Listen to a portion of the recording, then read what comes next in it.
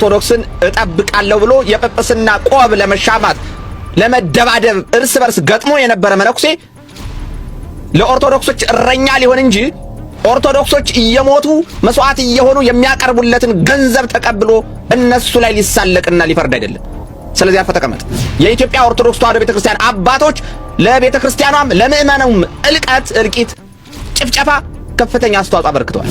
እዚህ አንድ ኦርቶዶክስ ሕፃን የ6 ዓመት ሕፃን በገጀራ ተቆራርጦ እየሞተ 120 ሺህ ብር የሚከፈለውን ጳጳስ ለአንቆለ ጳጳስ አልችልም።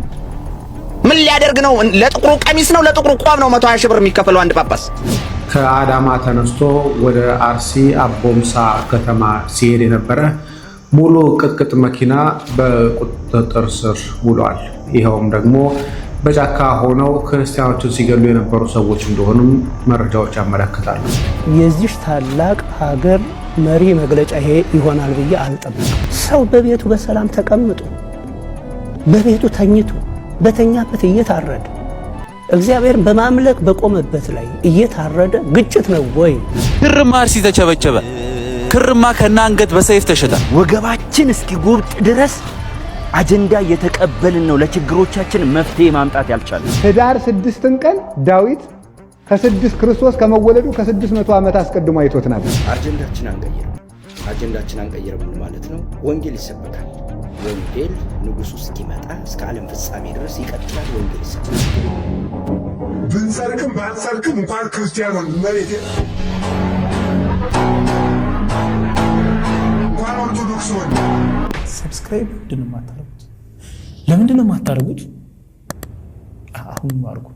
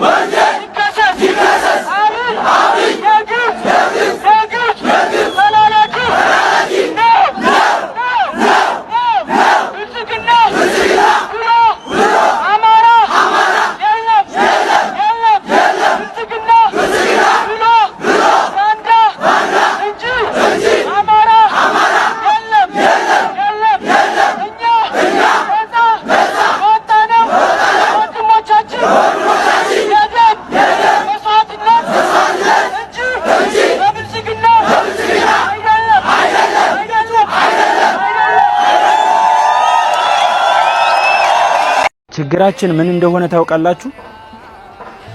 የእርባታ ዶሮ ጥራጥሬ ሲጣለላቸው ግር እንደሚሉት አንዳንድ ጉዳዮች ላይ የማይመለከቱ ነገሮች ላይ ግር እያልን ነው ችግር ያመጣ ነው። ወገባችን እስኪጎብጥ ድረስ አጀንዳ እየተቀበልን ነው ለችግሮቻችን መፍትሄ ማምጣት ያልቻልን። ይህን ታምናላችሁ? ግን እስቲ ዛሬ በዚህ ሰዓት የቁስቋምን በዓል እመቤታችን ከስደት መመለሷን በዓል እያከበርን በዚህ ሰዓት በራሳቸው ዜጋ የተሰደዱ ያዘኑ የደሙ ያለቀሱ የተጨፈጨፉ ኦርቶዶክሳውያንን እናስብ እስቲ። እችን ብቻ በማድረግ እመቤታችን ሆይ ወላዲተ አምላክ ሆይ የቁስቋሟ እመቤት የግሸኗ ማርያም ሆይ የአርሲ ኦርቶዶክሳውያንን ከስደታቸው መልሻቸው፣ ከሐዘናቸው አጽናኛቸው፣ አረጋጋቸው፣ ሐዘናቸውን በደስታ ለቅሷቸውን በሳቅ ቀይሪላቸው ብላችሁ ዛሬ ኦርቶዶክሳውያን እነሱን እናስብ። በተሳለምንበት ታቦት ፊት በቆምንበት ሁሉ ደብር በሄድንበት ጉባኤ ሁሉ ዛሬ ይህንን በዓል ስናከብር እኚህን ኦርቶዶክሳውያን እናስባቸው እስቲ። ድንግል ሆይ እባክሽን ብለን እናስባቸው። ከልጅሽ ከወዳጅሽ ከአምላክሽ ከመድኃኔ ዓለም እባክሽን ለምኝላቸው ብለን እንጸልይ። እቺን የወንድማችሁን መልእክት ኦርቶዶክሳውያን እባካችሁን ሼር፣ ኮፒ ሊንክ፣ ሪፖስት በማድረግ ሳትደክሙ ለብዙዎች በማድረስ ዛሬ ኦርቶዶክሳውያን እነሱን እናስብ። አመሰግናለሁ። እናቱ ከስደት የምታርፍበትን ጊዜም የዛሬዋን ቀን ይገርማችኋል እኮ ዛሬም የአርሲ መረጃ ነው ይዤላችሁ መጣሁት። ከአዳማ ተነስቶ ወደ አርሲ አቦምሳ ከተማ ሲሄድ የነበረ ሙሉ ቅጥቅጥ መኪና በቁጥጥር ስር ውሏል። ይኸውም ደግሞ በጫካ ሆነው ክርስቲያኖችን ሲገሉ የነበሩ ሰዎች እንደሆኑ መረጃዎች ያመለክታሉ። ከአዳማ ወደ አቦምሳ ሲሄድ አቦምሳ ከተማ ሊገባ 3 ኪሎ ሜትር ሲቀረው ነው ይሄ ጉዳይ የተፈጠረው። እስካሁን ድረስ ምን ያህል ሰዎች እንደተወሰዱ፣ ምን ያህል ኦርቶዶክስ እንደሆኑ፣ ምን ያህሉ ደግሞ የሌላ እምነት ተከታዮች እንደሆኑ የታወቀ ነገር የለም። አዲስ መረጃ ካለ የማሳውቃቸው የሚሆነው እንግዲህ እግዚአብሔር አምላካችን በሰላም አስፈትቶ ወደ ቤታቸው እንዲያገባቸው ሁላችንም ልንጸልይላቸው ይገባል ብዬ አስባለሁ። ቸርቆይ ክርማ አርሲ ተቸበቸበ። ክርማ ከና አንገት በሰይፍ ተሸጠ። ክር ስጠኝ ወንድሜ። አይሸጥም። ዞር በይ ከዚህ። ለምን? ለኔ ሲሆን ነው የማይሸጠው? ይሄን ሁሉ ክር ምን ልታረገው ነው? ክር የለም አልኩሽ። ክራችሁን ሂዱና የበጠሳችሁበት ፈልጉ። ተዋ። ነይ ተመለሺ። ክርማ አርሲ ተቸበቸበ። ክርማ ከና አንገት በሰይፍ ተሸጠ። ክርማ በነጭ ሰይፍ በጥቁር ክር በደም ተነክሮ ሰማዕትነት ታደለበት። ያ ክር እንዴት የጠበቀ ይሆን? ወየው ለኔ። እኔ ማዝነው ለራሴ ነው። ክራ ስሬ ኃጢአት ላሰረኝ፣ መስቀል አንጠልጥዬ በደል ላንጠለጠለኝ፣ ነጠላ አጣፍቼ ዓለም ላጣፋችኝ። ይኸው ማህተብሽ። ልክ ብለሃል። ሰማዕታት በምድራዊ አሕዛብ ሰይፍ ይቀላሉ። እኛ ግን በሰይጣን ስውር ሰይፍ ተቀልተን ሰማዕትነት የሌለው ሞት እንሞታለን። አልታወቀን እንጂ እኛም ከሞትን ቆይተናል። እውነት ነው። ይልቅ ጫፉ ረዘመ መሰለኝ። ልቁረጥልሽ። ነፍስ ጫፍ የላትም። ከቆረጥካትም ከና አንገቴ ክሬን አጠብቃለሁ። ተዋህዶ ሃይማኖቴን እጠብቃለሁ። ሰላም ዋል። ነባርነታቸውን ጠልተው መቀየር ሲጀመር የኢትዮጵያ ኦርቶዶክስ ተዋህዶ ቤተክርስቲያንን ከጎዱት ከፍተኛ ጥፋት ካደረሱ አካላት ውስጥ እንደነዚህ አይነት ዘማሪዎች ናቸው። ጨዋሂ ትውልድ መዝሙር መስማትን እንደ ጽድቅ የሚቆጥር፣ መዘመርን እንደ ጽድቅ የሚቆጥር፣ በመዝሙር ብቻ ማምለክን ገለጽኩ ብሎ የሚያስብ፣ ሃይማኖቱን በስነ ስርዓት እንዳይረዳ መዝሙር ላይ ብቻ ያተኮረ የመዝሙር ትውልድ፣ ዕውቀት አልባ ትውልድ እንዲኖር ካደረጉት ውስጥ እንደዚህ አይነት ግልብ ዘማሪዎች ናቸው። ስለዚህ ስነ ስርዓት ማለት ፖለቲካ ላይ ስላለን ነው በድፍረት ማንናገር እንጂ የምናየውን የምናውቀውን ሁሉ ብንናገር ሂሳብ ማወራረድ ይጀመራል። ስለዚህ ስነ ስርዓት ኦርቶዶክስ እየሞተ ኦርቶዶክስን እጠብቃለሁ ብሎ የጵጵስና ቆብ ለመሻማት ለመደባደብ እርስ በርስ ገጥሞ የነበረ መነኩሴ ለኦርቶዶክሶች እረኛ ሊሆን እንጂ ኦርቶዶክሶች እየሞቱ መስዋዕት እየሆኑ የሚያቀርቡለትን ገንዘብ ተቀብሎ እነሱ ላይ ሊሳለቅና ሊፈርድ አይደለም። ስለዚህ አርፈ ተቀመጥ፣ አርፈ ተቀመጥ። ከአንድ ከሁለት ከሶስት ከአራት መነኩሴና ጳጳስ ጋር ስለተሻሸህ እና እነሱ ስለተተቹብህ ከሆነ እሳቱ አንተንም አይለቅህም። አርፈ ተቀመጥ። በቃ ሐቁ ይሄ ነው። ሐቁ ይሄ ነው። ውሸት ላይ ሐሰት ላይ ተመርኩዘን አይደለም እየተናገርን ያለ ነው። አይኑን አፍጥጦ በአደባባይ እንደ ትልቅ ተራራ ገዝፎ የሚታይን ወንጀል የገዳዩና የጨፍጫፊው ተባባሪ በመሆን ከዘመነ ደርግ ጀምሮ እስካሁን ድረስ የኢትዮጵያ ኦርቶዶክስ ተዋህዶ ቤተክርስቲያን አባቶች ለቤተክርስቲያኗም ለምእመናኑም እልቂት፣ ጭፍጨፋ ከፍተኛ አስተዋጽኦ አበርክተዋል። አብረው ጨፍጫፊዎች ናቸው ተብለው ይፈረጃሉ። እንደውም በቃ ሐቅ ይሄ ነው። አባቶችን ሽቅባት ትናገር ምናምን እስከሚያልቅ ድረስ ነው የማልናገረው። ለምን የማልናገረው? እንዳንናገራቸው ከፈለጎማ የጵጵስና ቆብ ለመቀበል እሽቅድድም ገጥመው ዱላ አይገጥሙም ነበር። ከነሱ እኛ ምንድን ነው የምንማረው? እኔ ከነሱ ስነ ምግባር ምንድን ነው የምማረው? እኔ አንድ ተራ ምዕመን ከነሱ ምንድን ነው የምማረው? ሽቅባት ትናገሩ። ለምን የማልናገራቸው? ሰው ሲከፋውና ሲበደል፣ ሰው መከራና ችግር ሲበዛበት ፈጣሪውንም ያማርራል። አይደለም እጠብቅሃለሁ አባት አድርገኝ ብሎ ተሽቀዳድሞ መጥቶ ጳጳስ የሆነን አባት ነኝ የሚል አካል ይቀርም እንዴ? ይሄ ቀልድ ነው እንዴ? እንደፈለጋችሁ ሂዳችሁ እንትን ማለት ትችላላችሁ። እናንተ እንደፈለጋችሁ ሂዳችሁ ግማሽ ቂጥህን ጅብ እየበላ አንገትህን ወደዛ አስገብተህ ቂጤ ደህና ነው እያልክ መቀመጥ መብት ነው። ማንም አይከለክልህም። ይሄንን በእንትን ተርጉሙት። ሐቁ ግን ዋሽተህ ልትጸድቅ አትችልም። እኔ አልዋሽም። በቃ አለቀ። ዋሽተህ ልትጸድቅ አትችልም። እዚህ አንድ ኦርቶዶክስ ሕፃን የ6 ዓመት ሕፃን በገጀራ ተቆራርጦ እየሞተ 120 ሺህ ብር የሚከፈለውን ጳጳስ ለአንቆ ለጳጳስ አልችልም። ምን ሊያደርግ ነው? ለጥቁሩ ቀሚስ ነው ለጥቁሩ ቆብ ነው 120 ሺህ ብር የሚከፈለው አንድ ጳጳስ? ለጥቁሩ ቆብ ነው ለጥቁሩ ቀሚስ ነው 100 ሺህ ብር የሚከፈለው አንድ መነኩሴ? ለምን ነው? ምእመኖችን ሊጠብቅ እኮ ነው። ባለው መዋቅር መሰረት ምእመኖችን በነፍስም በስጋም ሊጠብቃቸው ነው። እንኳን አይደለም ተለይተው እየተገደሉ ይቅርና ተለይተው እንኳን የሆነ ነገር ጸያፍ ነገር ቢነገሩ ፊት ለፊት ቆሞ በጎችን አትንኳቸው ሊል ነው ጳጳስ የሚሆን። እና ታዲያ ምሽቀዳደመው ለምንድን ነው? እኔ ጳጳስ መሆን አለብኝ እያሉ ሲካሰሱ እኮ መጪውን የመከራ ጊዜ ቀድመው ከፊት ሆነው ለቤተ ክርስቲያን ለምእመኑ ለሚጠብቋቸው ለበጎች ራሳቸውን መስዋዕት አድርገው ለማሳየት መስሎኝ ነበር። አሁን ግን የጠሉትን እንኳን ለማሻሻል ሰው ተውሶ ለመቀየር ባረጉት ጥረት በምዕራባውያን የስለላ ድርጅቶችና የተለያዩ ምሁራን እየተመሩ መሰረታቸውን ነቀሉ። ስለዚህ አሁን ለህልውና የሚዋጉትም ይሁን ህልውናን ለማጥፋት የተንቀሳቀሱትም ይሁን ራሱን ለማዳን የሚፈልገው በተውሶ ፍልስፍና ራሱን ማን ይፈልጋል? ሊያጠፋ የተነሳው ተውሶ ነው ሲያጠፋ የኖረው። ስለዚህ የወደፊቷ ኢትዮጵያ ተውሶ አትፈልግም። ብትዋስ መሰረቷ ላይ ቆማ የጎደላትን ፈልጋ ቀዳዳ ለመሙላት ካለ መጀመሪያ መሰረቱን ግን አጥንታ ጨርሳ ለመሙላት ክፍተት ካለ ለመሙላት ከዓለም የምትወስደውን ነገር ትወስዳለች እንጂ ነቅሎ ጥሎ በድንግዝግዝ በህዝብና በትውልድ ላይ ቅዠትን ሁሉ መሞከር እስከ ብልጽግና ወንጌል ያደረሰን እብደት ነው። በማርክስ አበድ የማይገባ መግለጫ ነው ለኔ የተሰጠው። ከኦሮሞ ብሔረሰብ ይሄን ያህል ሰው ሞተ፣ ከአማራ ብሔረሰብ ይሄን ያህል ሰው ሞተ፣ ከጉራጌ ብሔረሰብ ይሄን ያህል ሰው ሞተ፣ ከክርስትና እምነት ተከታዮች ይሄን ያህል ሰው ሞተ፣ ከእስልምና እምነት ተከታዮች ይሄን ያህል ሰው ሞተ። ይህን ነው ወይ የኢትዮጵያ ህዝብ የሚጠብቀው? ይሄ መልስ ነው ወይ ለክርስቲያኖች? ይሄ መልስ ነው ወይ ለሙስሊሞች? ለሙስሊሞቹ ይሄን ያህል ክርስቲያን እኮ በእናንተ ተገሏል ብሎ መንገር ይጠቅማቸዋል። ለክርስቲያኖቹ በእናንተ ይሄን ያህል ሙስሊም ሙቷል ብሎ መንገሩ ይጠቅመናል። እኛ የወከልነው ሙስሊምን የሚያጠፋ ሰው አለ። ክርስቲያኖችን እንዲያድ የእስልምና እምነት የወከለው ሰው አለው።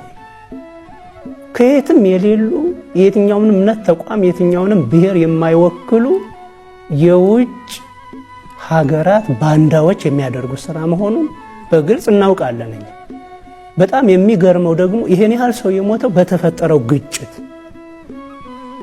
በጣም ነው ያፈርነው፣ በጣም ነው ያዘንነው። የዚህ ታላቅ ሀገር መሪ መግለጫ ይሄ ይሆናል ብዬ አልጠብቅም። ግጭት ነበረው የሚባለው ይሄ ግጭት የሚባለው በሆነ ሐሳብ ሁለት ወገኖች አልግባባ ብለው በዛ ልቅደምው በሚል የተፈጠረ ግድያ ነው። እኔ ግጭት ብዬ የምወስደው ሰው በቤቱ በሰላም ተቀምጦ በቤቱ ተኝቶ በተኛበት እየታረደ እግዚአብሔርን በማምለክ በቆመበት ላይ እየታረደ ግጭት ነው ወይ? ክቡር ጠቅላይ ሚኒስትራችን ይህንን ህዝብ የተዳፈነ መግለጫ በመስጠት አቃለውታል።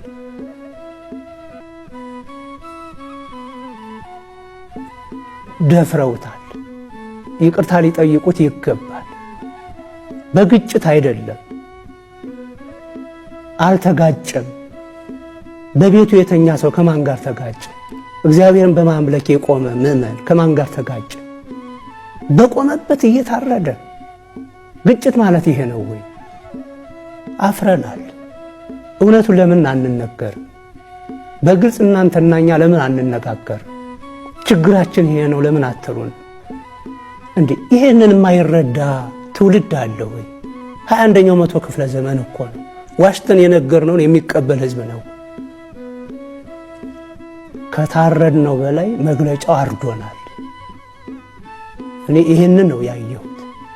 ይሄ ሊታረም ይገባል ነው የምለው። በቅርቡም ሰኔ ላይ ይሄ ችግር ሲከሰት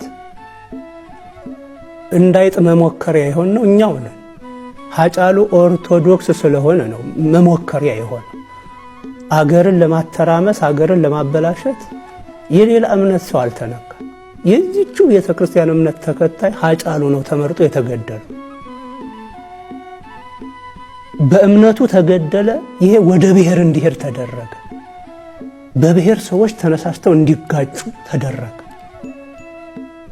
ከዛ በኋላ የክርስትና እምነት ተከታይ የሆነና የአንድ ብሔር ቋንቋ ተናጋሪ የሆነ ከብሔሩ ከቋንቋው ቢያልፍ የዚህ ቤተክርስቲያን ተከታይ ሆኖ ከተገኘ ጉራጌም ኦሮሞም እንዲታረድ ተወሰነበት። ይሄ ሁሉ ኔትወርክ ሲዘረጋ መንግስት የት ነበር ነው? መንግስታችን የት ላይ ነው እየሰራ ያለው? የደህንነት አካሉ ምን ላይ ነው የሚሰራው? በጣም አፍረናል። ይሄ ተቀነባብሮ ተሰንዶ ካልኩሌት ተደርጎ ወይ ተቀምሮ የተቀመጠ ነገር ነው። ሃጫሉ በሞተ ሰዓት ላይ ሁሉም ቦታ ላይ ክርስቲያኖችን የማረድ ስራ ተጀምሯል። የክርስቲያኖችን ንብረት የማውደም የማጥፋት ስራ ተጀምሯል። ይሄ በሲስተም ነው፣ ኔትወርክ ተዘርግቶ ነው። ድንገት የሆነ ግብታዊ ነገር አይደለም።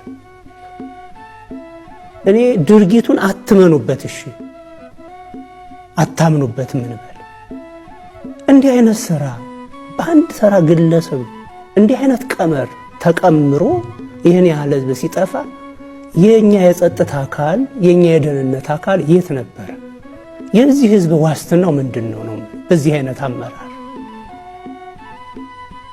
ይሄንን ስንናገር እንደ ህዳር 6 ቀን ዳዊት ክርስቶስ ከመወለዱ ከ600 ዓመት አስቀድሞ አይቶት ነበር። ህዳር 6 ቀን ቁስቋምን ማለት ነው። የቁስቋምን ቀን ቅዱስ ዳዊት እያየ ከዘመኑ አልደርስባት ብሎ ኦፈኒ ረከበት ላቲ ቤተ አስቀድሞ ሀላይ ምን ይላል? ጥቀ ፍቁር አብያቲከ እግዚኦ እግዚአ ኃያላን የሰራዊት ጌታ እግዚአ ኃይላት ቅዱስ እግዚአብሔር ቤቶችህ እንደምን ያምራሉ ይላል። ቁስቋምን እያየ በዘመን ብትርቀው እየሳሳ ቤትህ ደብረ ቁስቋም እንደምን ያለች ናት እናትህ ድንግል ማርያም ምን ታምር የምትመሰገንባት በስጋህ የታተመች በደምህ የከበረች በጥምቀት የነጻች በደመ ሰማዕታት የምታበራ በቅዳሴ መላእክት የምትደምቅ ቤትህ አካልህ ቤተ ክርስቲያን ምን ታምር እንደምን ታምራለች። ተፈሳሃት ነፍሴ በአፍቅሯ የጻድቅ አቤቱ እናትህን ድንግል ማርያምን አካልህ ቤተ ክርስቲያንን ማደሪያ ቤተ መንግስትን መንግስተ ሰማያትን በመውደድ ነፍሴ ደስ አላት ይላል። እመቤታችን መውደድ ሐዘን ያስረሳል።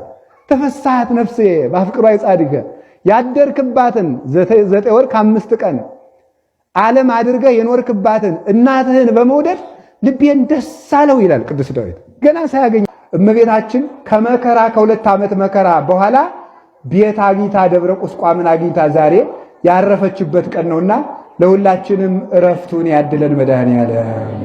ያቺ ስለዚህ እመቤታችን ከመከራ በኋላ ማደሪያ ደብረ ቁስቋምን አገኘች።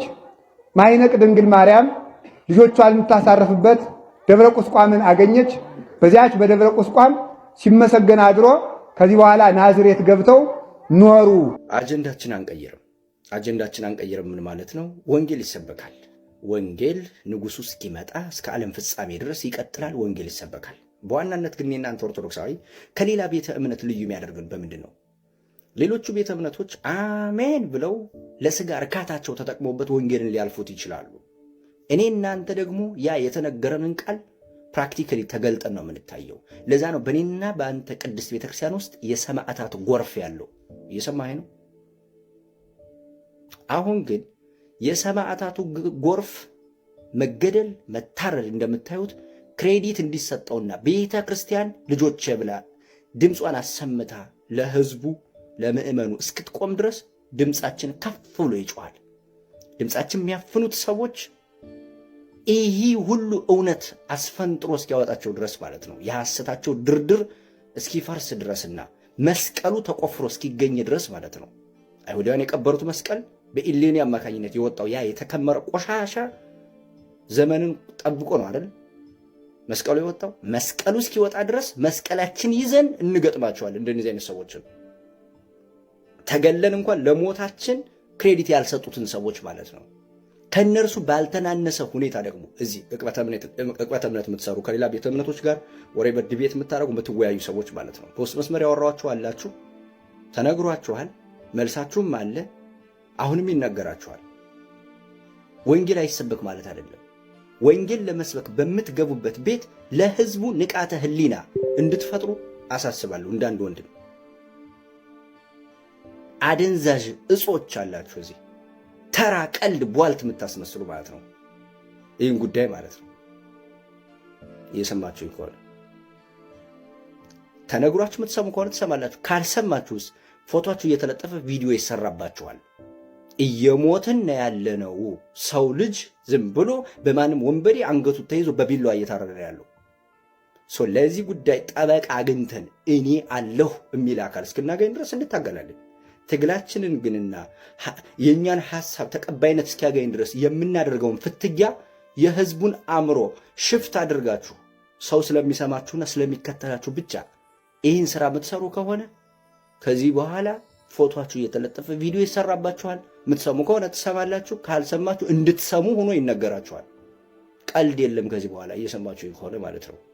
ኢንጀነራሊ ነው የምናገረው። ያወራኋችሁ ሰዎችም አላችሁ እዚህ እንደዚህ ያለኝ እያልኩ ብለጥፈው ምን ይሰራል? እኛ ለፍልፈን ነው የምንቀረው ያለኝ አለ ከ500 ምናምን እንደዚህ በላይ ፎሎወር ያለው ማለት ነው። ሰው ኦርቶዶክሳዊ እንደዚህ አይነት ልፍስፍስ ኦርቶዶክሳዊ ማየት አንፈልግም ከዚህ በኋላ የሰማኝ ከሆነ ማለት ነው። እና ይህን ለማለት ነው። ካየሁት ተነስቼ ነው። ቀጣይ እንግዲህ ፎቶ የተለጠፈ ስም እየተጠራ ምናምን ዝም ብለን አይደለም። እኔ ዝም ብዬ እንዳንድ ግለሰብ አይደለም የምሰራው፣ በደንብ በመዋቅር የሚሰራ ስራ ስለሆነ እንደዚህ አድርገን እንቀጥላለን ከዚህ በኋላ። እና ሰላማችሁ ብዝት ይበል። አጀንዳችን አንቀይርም፣ ድምፃችን እስኪሰማ ድረስ ሰላሙ ነው። ብንሰርቅም ባንሰርቅም እንኳን ክርስቲያኑን መሬት